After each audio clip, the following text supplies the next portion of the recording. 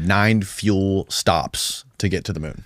Correct. First, he said it's a historical and technological anomaly, meaning out of place according to logical progression of technology. Mm-hmm. And then he said with a taller rocket than the Saturn V, he's going to take at least minimum 8 fuel trips to go to the moon. Can you find out where he said that, Steve? Well, yeah, and then we're actually going to show a NASA scientist saying it may take even more than that. Okay. So first of all, let's listen to this clip. So basically, Kelly Smith misspoke, got in trouble. He said the technology to go through the radiation has not been invented yet. We must solve these challenges before we send people through this region of space.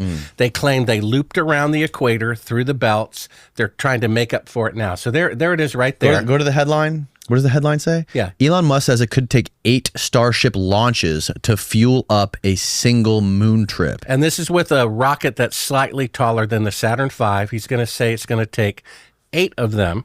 If you want to zoom in, Steve, real quick. I also want to read the first part of this. Delivering astronauts to the moon is no easy feat, and it requires a disgusting amount of rocket fuel to pull it off. With its fuel tanks filled to the brim, NASA's Saturn V rockets weighed in at 6.5 million pounds. During the Apollo missions almost half a century ago, it managed to burn up to 20 tons of rocket fuel every second. Fast forward several decades, and SpaceX CEO Elon Musk is trying to achieve similar greatness with the space company Starship rocket. This time, it's going to take a lot of refueling to get there. In fact, SpaceX competitor Blue Origin recently griped that SpaceX might need as many as 16 launches to get to the moon.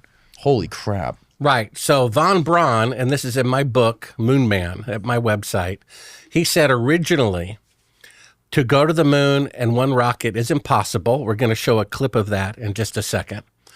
And the minimum you could do would be 3 rockets, each weighing 800,000 tons, being taller than the Empire State Building. The Saturn V only weighed 2,500 tons instead of 800,000 tons times 3.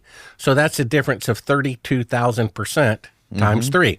Take a look at this clip. Just like Kelly Smith misspoke and accidentally told the truth, the technology to go to the moon through the radiation belts has not been invented yet. Here's an astronaut saying the best we can do with 50 years better technology is orbit the Earth, and we hope to go to the moon eventually. We'll take a listen. Right now, we only can fly in Earth orbit. That's the farthest that we can go. And this new system that we're building is going to allow us to go beyond and hopefully take humans into the solar system to explore. So the moon, Mars, asteroids, there's a lot of destinations that we could go to, and we're building these building block components in order to allow us to do that eventually. Yeah, he just said they hope to go to the moon eventually.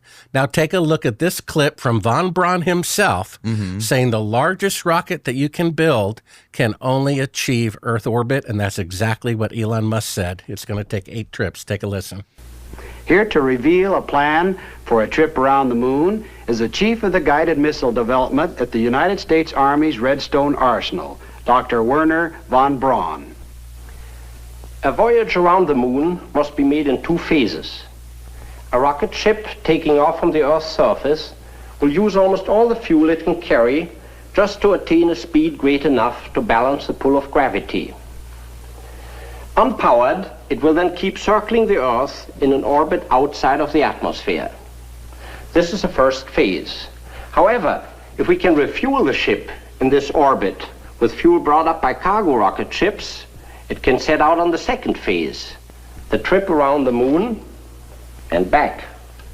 So each one of those 9 rockets Elon's talking about would have to be full of fuel In order to have enough fuel to leave Earth orbit and go to the moon. But so just to make sure I'm following, the first one would be able to get with full of fuel, would be able to get into orbit. That's it. The next one would have to go, I'm assuming would be able to go the same distance, fuel the one up in orbit. At least 8. At least 8 trips of fuel. So after it fuels it up again, I guess they can hit the blasters and go even farther. But then you have to send another one up twice as far to fuel it up again, right?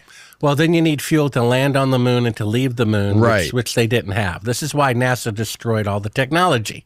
It's one of the